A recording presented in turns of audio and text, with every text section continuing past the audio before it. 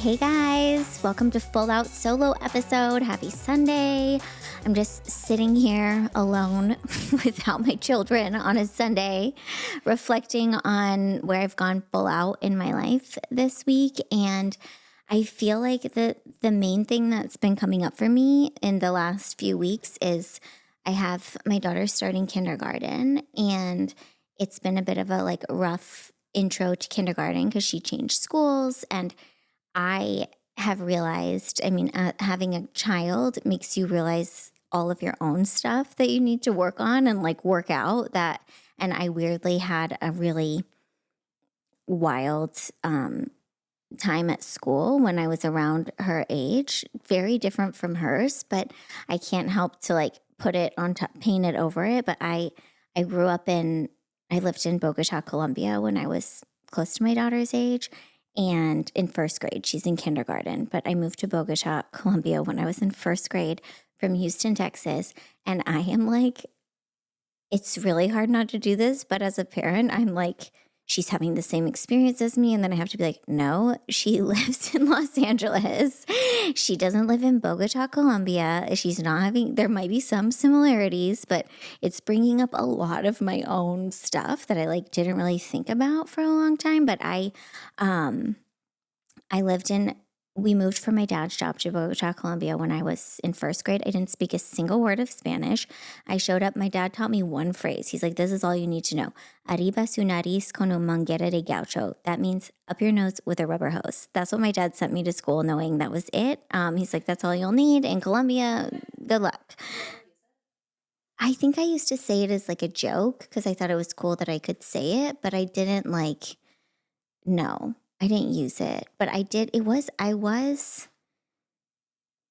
terrified when I got there because my sister and my mom and we all had long blonde hair, and this was Bogotá in the 90s, early 90s when Pablo Escobar was bombing everything. And I heard bombs go off. My ballet studio windows got blown out one day. And I remember I was walking to the bus after school, and I heard a huge bomb go off, and they shuttled us all back to the classroom, and I was crying, sob crying, and everybody else was acting like it was just another Tuesday, and they're like, what's wrong? And they all called me Brittany, and they're like, what's wrong, Brittany? Because Brittany is a name that only sounds good in America. They don't use that name. And I thought my mom had died, and I had to go home on this bus, and anyways, my ballet studio windows got blown out, and I just remember being oh, I hope I don't have to go to ballet, right? And it just was we ended up moving because my dad's boss got kidnapped, and they found him in an alley 3 days later. There were attempted kidnappings at our school and all this stuff. And we were told oh, you have long blonde hair, don't go out after a certain time. And we had guys with big guns who guarded our house, our complex, because there was people who were in the government who lived next to us. And I remember living here when that show Narcos came out, however many years ago, and everybody's have you seen Narcos? Have you seen Narcos? And I was I've seen Narcos. I just was I feel it's something that nobody would expect about me. I learned Spanish really quickly because I didn't know what was going on, and I became my mom's translator, and I was I need to know what's going on. And it made me really on alert all the time. But when I first got there, I went to this British school that because they had no space left in the American school, and they said I couldn't come to the American school. I had to go to this British school. And I got there, and my teacher, none of the kids spoke English. They all spoke Spanish. The class was taught in English, but they didn't really understand English yet. And so I couldn't talk to anybody. And the teacher, we had to wear uniforms, but she made me I remember she made me take off my scrunchie and my earrings and give back my backpack and my lunchbox. I wasn't allowed to have anything extra. And they made us eat slop for lunch. And she was so mean to me, specifically me.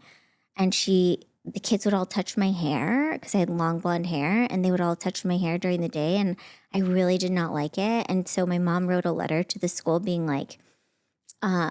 can the kids please stop touching Brittany's hair? It's freaking her out. And the teacher read it out loud in front of the class and then translated it into Spanish. And I remember just being mortified. And I would like sob cry every day because I didn't want to go. And one day she like ripped up a piece of like art I was doing because I did it wrong. I didn't follow the directions, and she like threw it in the trash. I just was like freaking out because I like didn't understand what was going on. I was in a different country. She was so mean to me, and I just like wasn't eating, and I was sob crying every day to go to school. Cut to my daughter lives in Los Angeles and like a very like normal, nice life. Like she's not living in, Bogotá, Colombia, but she had we put her in a French school, and she understands French because her dad's been speaking French to her since the day she was born. So it's not like we sent her somewhere where she doesn't know the language. She's been to the school for summer camps. She knows a bunch of people there. But she had a really mean teacher, and she just started sob crying every day that she didn't want to go to school. And it took me a second to like separate like what is my own feelings from my own school stuff, and what are her feelings and what's mine, and whatever. But I remember when I was at this terrible school, my mom went to the American school every day for probably a month. And was like, please let my daughter come to this school. Please let my daughter come to this school. And they're like, we don't have any space. We don't have any space. And then one day, she said it was a Saturday, they called her and they were like, okay, she can come to this school under one condition.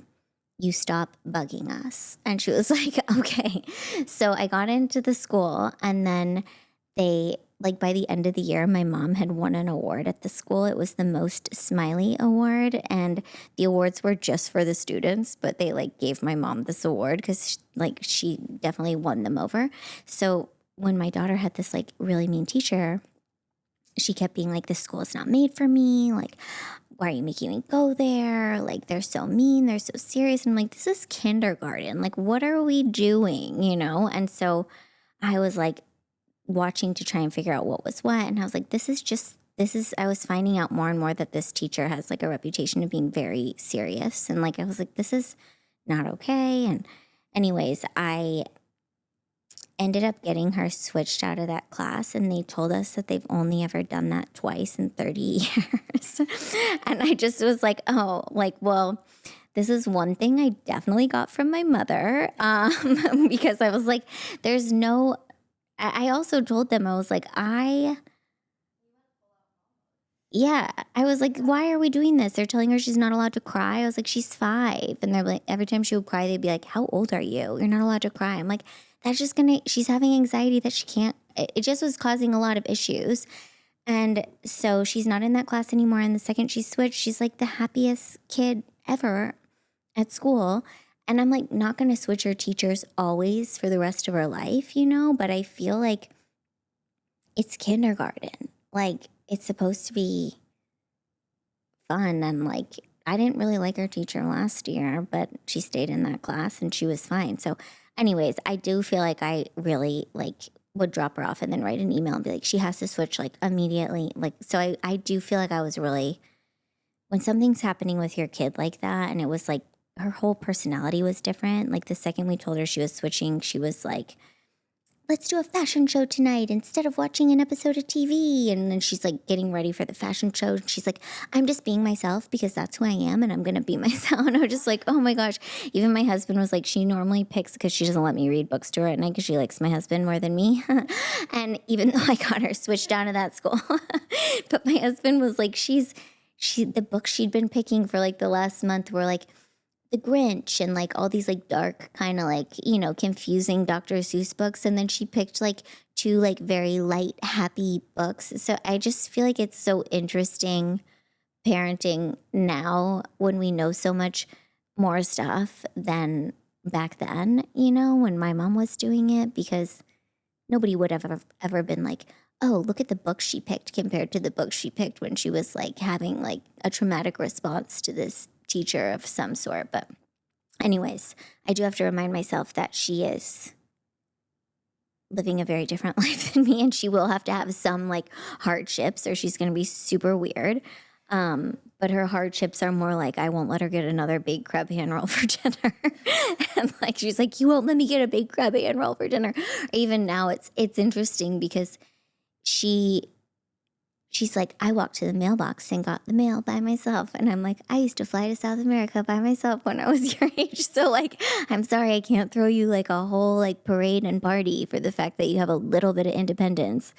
So we'll see how she turns out because it's still undecided. But I do feel like I definitely went full out on the school situation. And I'm glad I did, you know? Sometimes you look back and you're like, I went a little too full out on that. And this one, I'm like, I feel glad that I did that. So there you go. Let's read some full out stories, guys. Some of your full out stories. I feel like I'm falling into this chair and I don't mind it. Love this. This is I might Molly, be like the only here for the full out person stories. shorter than Brittany. Yeah. Maybe. Yeah, for sure. I actually like got dressed this time for this because last time I had to borrow Brittany's clothes. And she's the only one I can lend clothes to because nobody else is like my size. So Yeah. it's nice. I love it because I finally have somebody to like pass things on to if you want them. But like, I feel like Molly's Always. younger than me. And sometimes I'm like, I think I'm too old for this. But nobody is my size except for Molly. So, And I love it. I love Brittany's style. So I get some cool clothes. Thank you. I get all of my friends' clothes that they've shrunk in the dryer.